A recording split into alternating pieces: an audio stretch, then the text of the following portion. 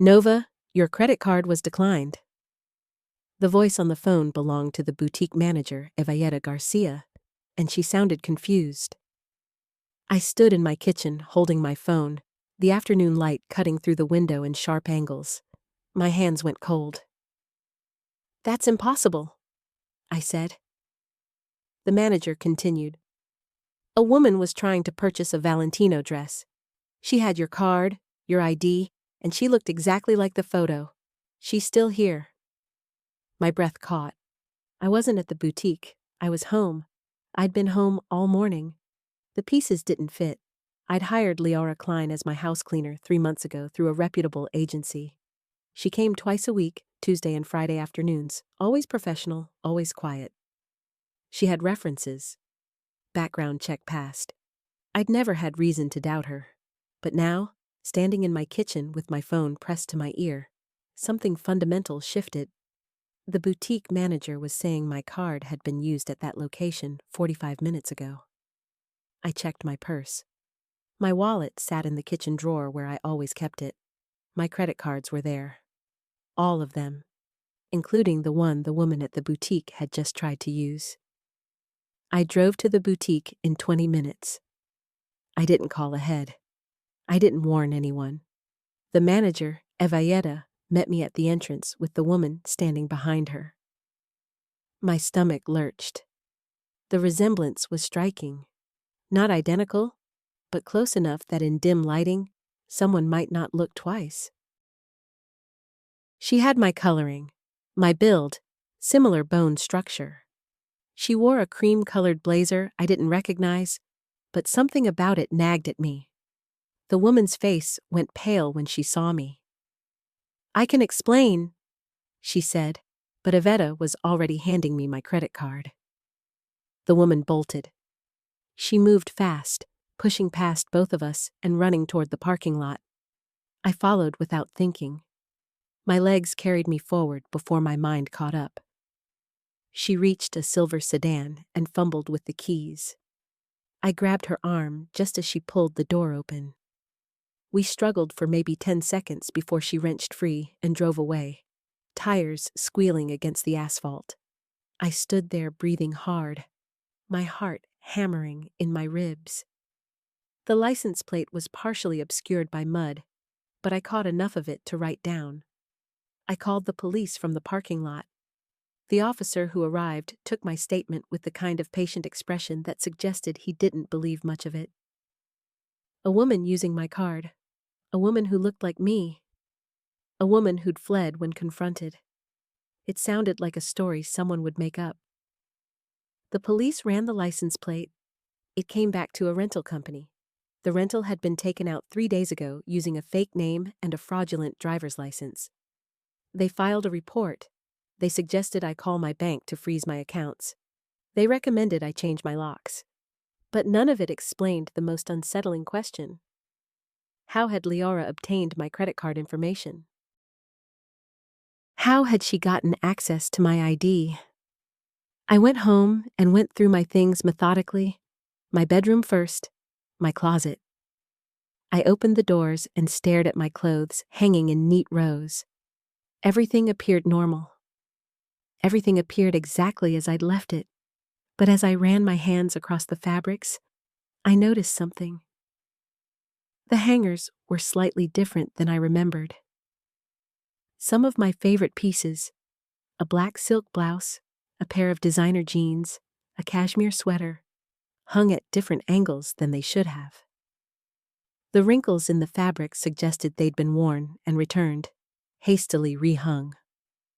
My jewelry box sat on my dresser. I opened it with shaking fingers. My gold necklace was there, my pearl earrings, my grandmother's diamond ring. But something was wrong with the arrangement. I kept my jewelry organized by type. Necklaces on the left, earrings in the middle, rings on the right. The configuration had shifted. Pieces were out of order. A bracelet I rarely wore sat on top instead of in its drawer. The evidence was subtle, but it was there. I called the agency that had placed Leora. The manager, Rosalina James, seemed defensive when I explained the situation. She assured me that Liara had been thoroughly vetted. She'd been with the agency for 2 years. She had excellent references. No complaints. But when I pressed for details, Rosalina's voice changed. There was a hesitation. She said she'd look into it and call me back. She called back an hour later. Liara hadn't shown up for her shift that morning. She wasn't answering her phone. The agency had tried to reach her at the address she'd provided on her application, but the landlord said no one by that name had ever lived there. The references she'd listed were either disconnected numbers or people who denied knowing her. Everything about Liara Klein was fake. The realization hit me in stages. First, anger. Then fear. Then something worse. Violation. This woman had been in my home. She'd touched my things. She'd worn my clothes and my jewelry. She'd studied me through the objects I surrounded myself with. She'd created a false identity and used it to access my life. The question that kept circling my mind was simple but terrifying. Why? I called the police again and gave them this new information. They upgraded the case to identity theft and fraud. A detective named Mikan Griffin came to my house the next day. He was younger than I expected, maybe early 40s, with the kind of tired eyes that suggested he'd seen this kind of thing before. He walked through my closet with me, photographing clothes. He documented the jewelry. He asked me questions about my routines, my schedule, whether I'd noticed anything unusual before the incident at the boutique. I hadn't. That was the worst part. I'd been completely blind. Mikan explained that this type of crime was becoming more common. Someone gets hired for legitimate work, cleaning, nanny services, elder care, and uses that access to study their target. They learn routines, they identify valuable items, they gather information. Sometimes they steal outright. Sometimes they do something more sinister. They create a duplicate identity and use it to access credit, open accounts, commit fraud. The goal is usually money, but sometimes it's something darker. Sometimes it's obsession. Has anyone threatened you? Mikan asked. Any strange messages? Anything that felt off? I thought about it. I thought about Liara standing in my kitchen, dustcloth in hand, asking me questions about my life. Where did I work? Did I have family nearby? What was my schedule like?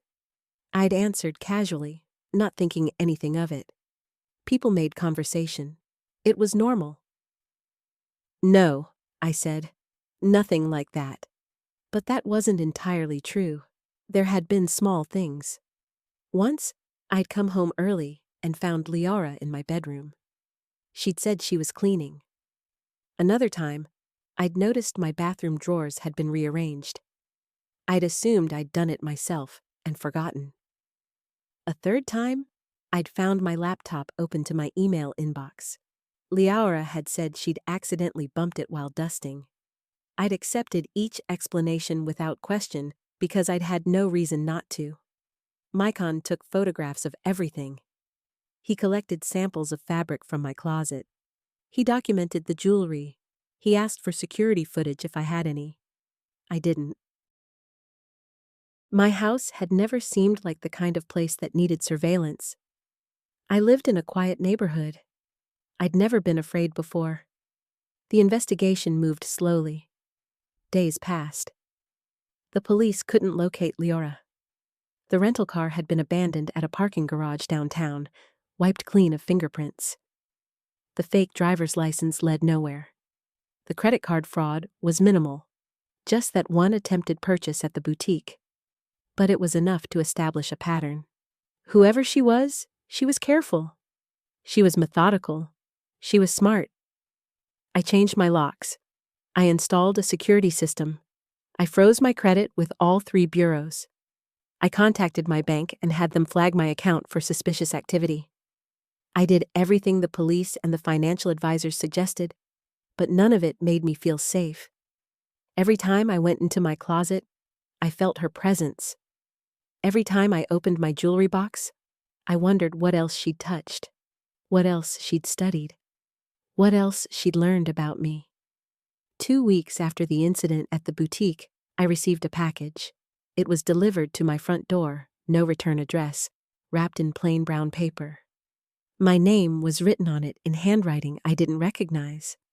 I didn't open it immediately. I called Meekin first. He arrived within 30 minutes. He brought gloves and evidence bags. He photographed the package from every angle before carefully opening it. Inside was a photograph.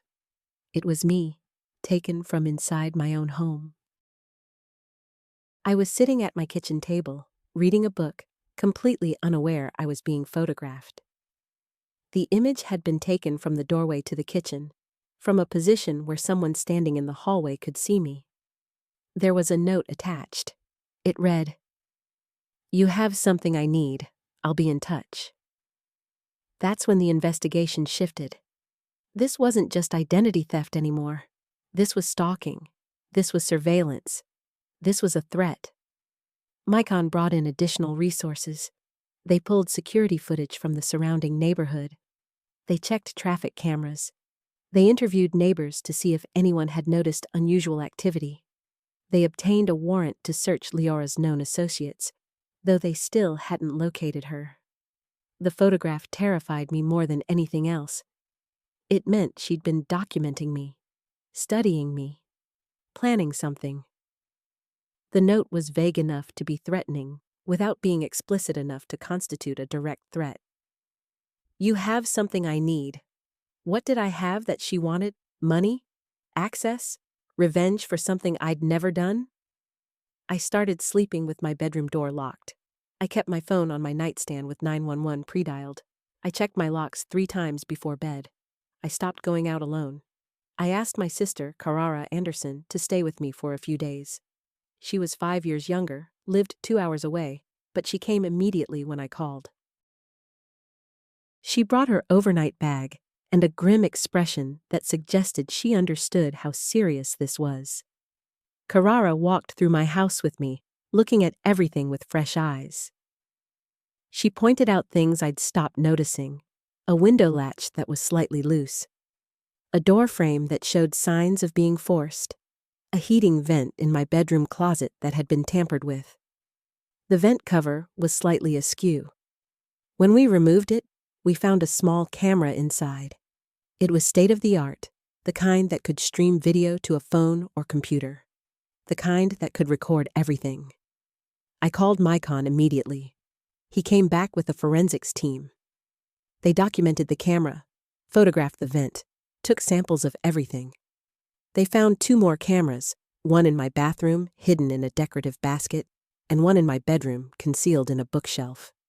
All 3 had been professionally installed. All 3 were connected to a network that Leora had set up.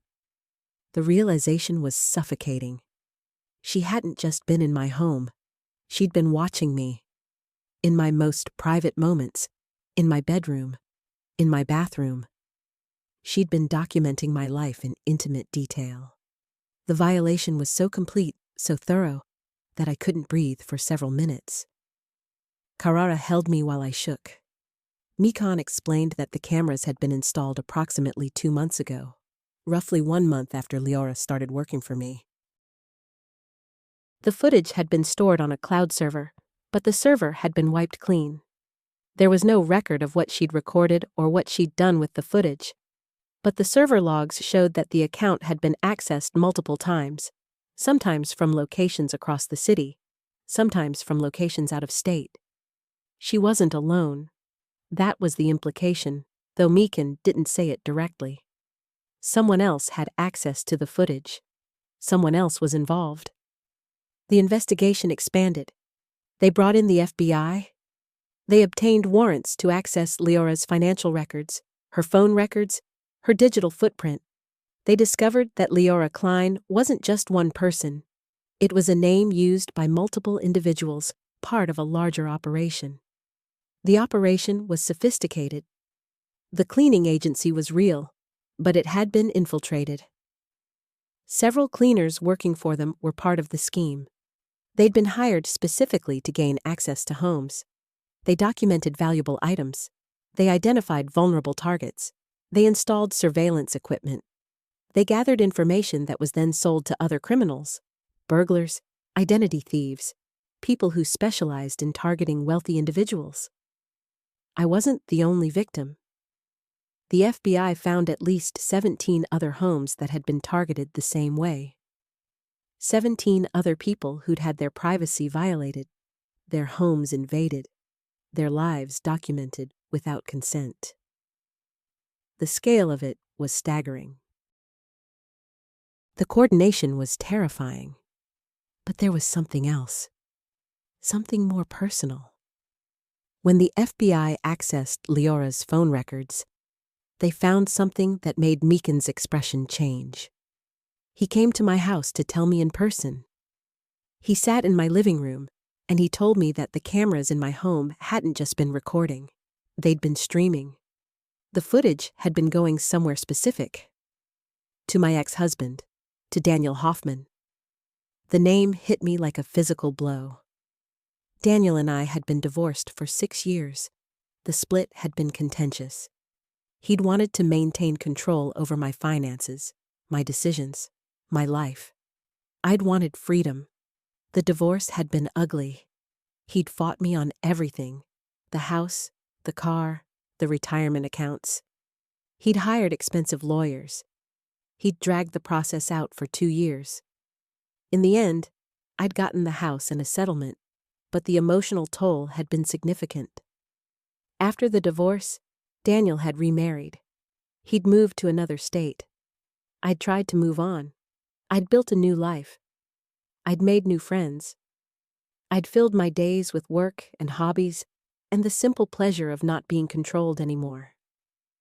I'd thought I was safe. I'd thought that chapter was closed. I'd been wrong. The FBI showed me the evidence. Daniel had hired the cleaning agency specifically to place someone in my home. He'd paid them a significant amount of money. He'd been receiving the video feeds for months. He'd been watching me, watching my routines, watching my bedroom, watching my bathroom, watching every private moment of my life. I didn't cry. I didn't scream. I sat very still and felt something inside me break. Not in a dramatic way. Not in a way that was visible. But internally, something fundamental fractured. The violation was so complete, so deliberate, so calculated that my mind couldn't quite process it. This man I'd been married to for 15 years. This man I'd loved and trusted. This man I'd tried to build a life with. He'd orchestrated this. He'd paid for it. He'd watched. The FBI arrested Daniel 3 days later. He was taken into custody at his workplace, a corporate law firm where he'd built a successful career. He was charged with conspiracy, wiretapping, voyeurism, and multiple federal crimes related to the surveillance operation. The charges carried significant prison time. His lawyer immediately filed motions to suppress the evidence. He argued that the FBI had violated Daniel's rights in obtaining the surveillance data. He claimed that the evidence had been collected without proper warrants. He suggested that Daniel had been set up, that someone else had used his name and accounts to carry out the operation. The legal battle began in earnest. I had to testify. I had to sit in a courtroom and describe what had been done to me. I had to look at photographs of my own home, my own bedroom, my own bathroom, displayed on screens for a jury to see. I had to explain what it felt like to know that someone had been watching me in my most vulnerable moments.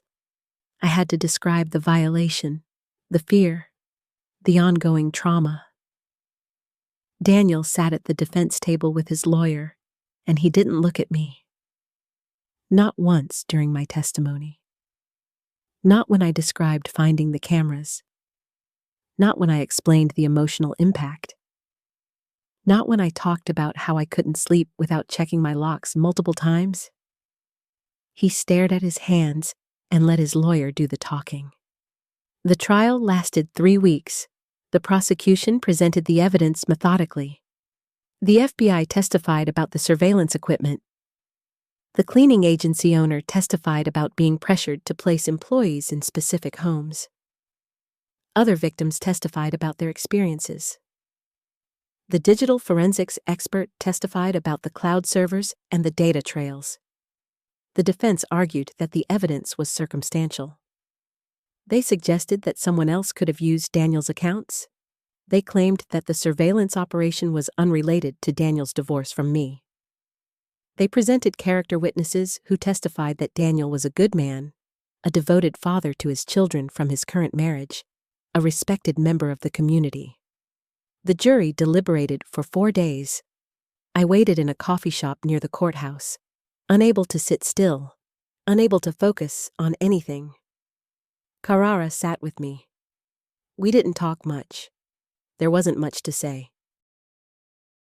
Whatever the jury decided, my life had already been changed. The violation had already occurred. The trust had already been shattered. The verdict came back on a Thursday afternoon, guilty on all counts. I watched Daniel's face as the verdicts were read. I expected to see anger or shock or something. What I saw was resignation. He'd known. Somewhere deep down, he'd always known that this would be discovered. He'd done it anyway. He'd violated me anyway. He'd paid for it anyway. The consequences were simply the price he'd calculated he was willing to pay. The judge sentenced him to 5 years in federal prison. 5 years for conspiracy? 5 years for voyeurism? 5 years for invasion of privacy? 5 years for the systematic, deliberate violation of my home and my body and my autonomy. The sentence seemed both too long and not nearly long enough. I didn't feel vindicated. I didn't feel relieved. I felt empty. I felt like something had been taken from me that couldn't be returned. My sense of privacy, my sense of safety, my ability to trust that my home was my own. These things couldn't be restored by a prison sentence or a court verdict or anything else. The media coverage was extensive. The case had all the elements of a sensational story. A wealthy ex-husband, a targeted surveillance operation, multiple victims, federal crimes. My name was in the newspapers. My face was on the news. My violation was public. People I knew saw the coverage. People I didn't know saw it. I became the woman whose ex-husband had spied on her. That became my identity. I moved out of my house 3 months after Daniel's sentencing. I couldn't stay there. Every corner held the memory of being watched. Every room was tainted by the knowledge of what had happened. I sold the house at a loss and bought a small apartment in a different city. I left my job.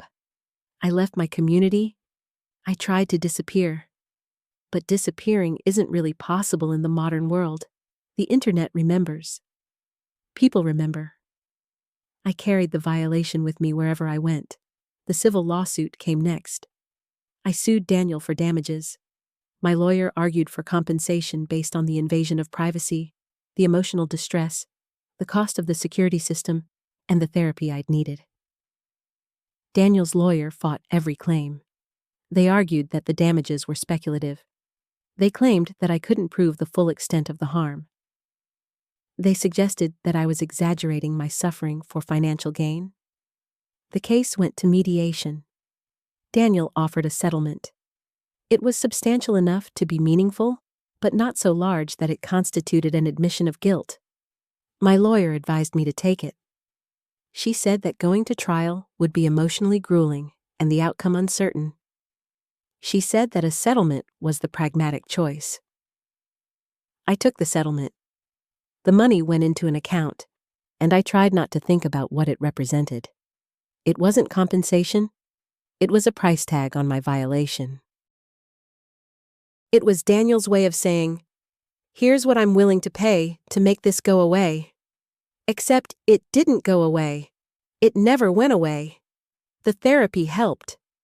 The therapist, a woman named Nikara Howell, specialized in trauma and violation. She helped me process what had happened. She helped me understand that the violation wasn't my fault. She helped me work through the anger and the fear and the sense of contamination. She helped me, slowly and incrementally, begin to rebuild my sense of safety. But there were setbacks. There were nights when I couldn't sleep because I was convinced someone was watching me. There were moments when I'd be in the shower and I'd remember the cameras and I'd feel sick. There were times when I'd be in public and I'd see a man who resembled Daniel, and my heart would race and I'd have to leave. I installed security systems in my apartment, multiple cameras, motion sensors, door and window alarms. I knew it was excessive.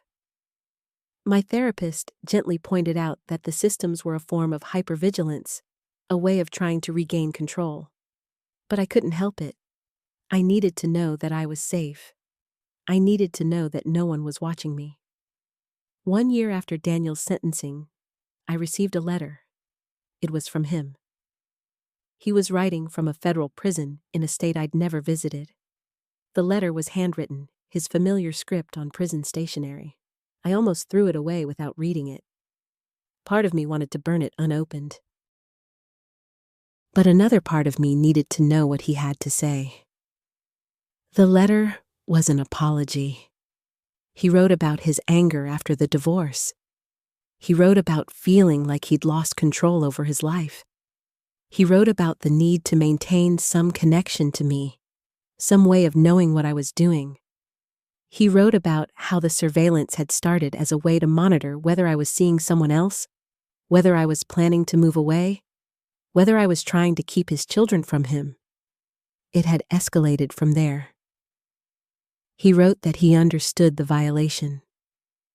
He wrote that he'd had time to think about what he'd done, and he understood the magnitude of it. He wrote that he was sorry. He wrote that he hoped I could find peace. He wrote that he hoped I could forgive him, though he understood if I couldn't. I read the letter 3 times. I looked for sincerity. I looked for manipulation. I looked for some indication of whether his apology was genuine or performative. I couldn't tell. It didn't matter. Forgiveness wasn't something I could offer. Not yet. Maybe not ever. I didn't respond to the letter. I filed it away in a box with other documents related to the case. I told my therapist about it, and she asked me what I felt.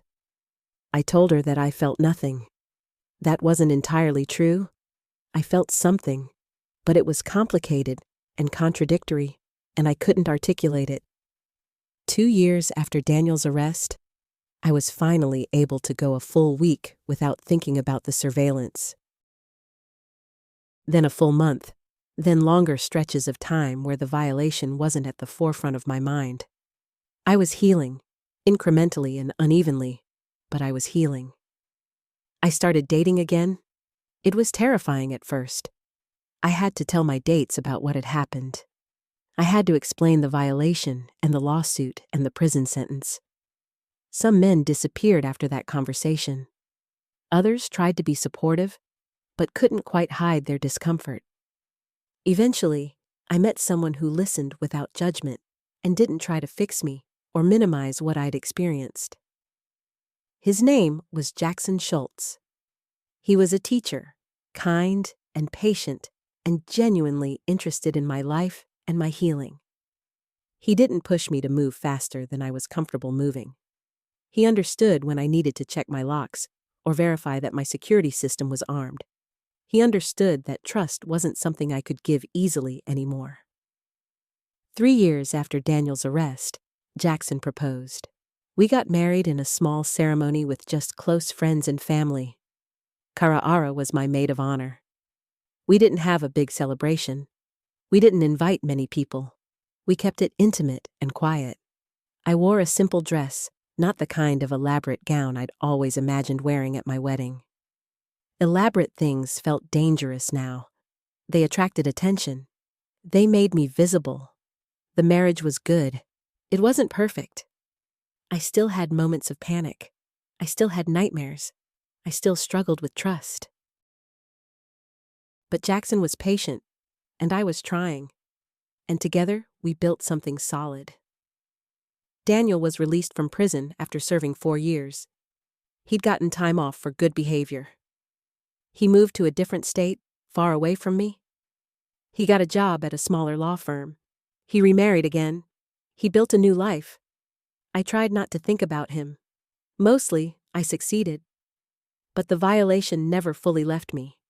It became part of my history, part of my identity. I was the woman whose ex-husband had spied on her. That was true, but it wasn't the whole truth. I was also the woman who'd survived it. I was the woman who'd testified in court. I was the woman who'd rebuilt her life. I was the woman who'd learned to trust again, even though trust had been shattered.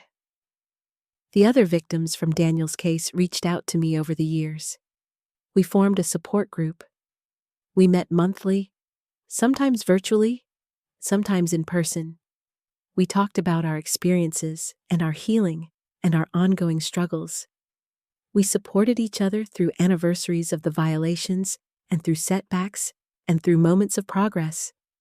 There was power in that community, in knowing that I wasn't alone, that others understood what I'd experienced.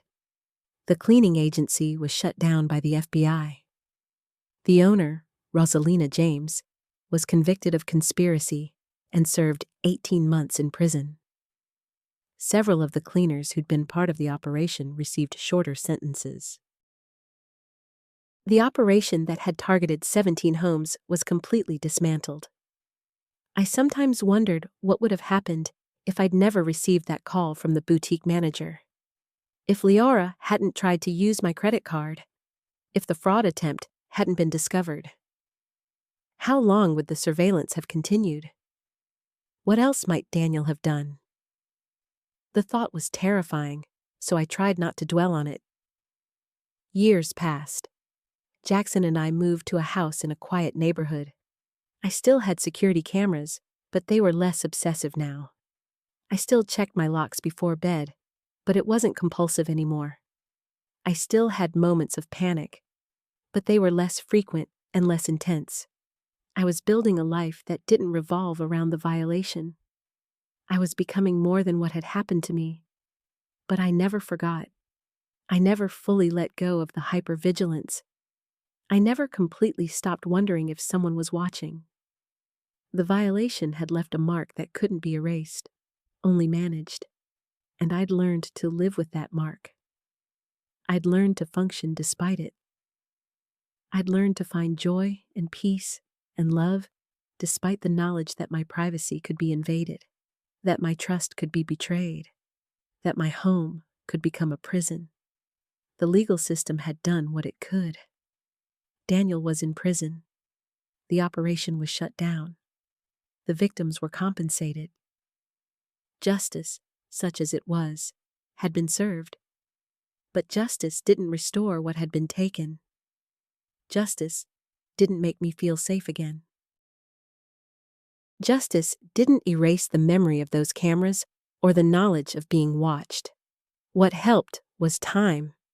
What helped was community. What helped was therapy and medication and the patient, steady support of people who loved me. What helped was the slow, difficult work of rebuilding trust. First in myself, then in others. What helped was accepting that I would never be the same person I was before the violation, and that was okay. I was different now. I was stronger in some ways. I was more fragile in others. I was a survivor. And that, I'd learned, was enough. If you've experienced violation or surveillance, know that what happened wasn't your fault. Reach out to someone you trust and take the first step toward healing.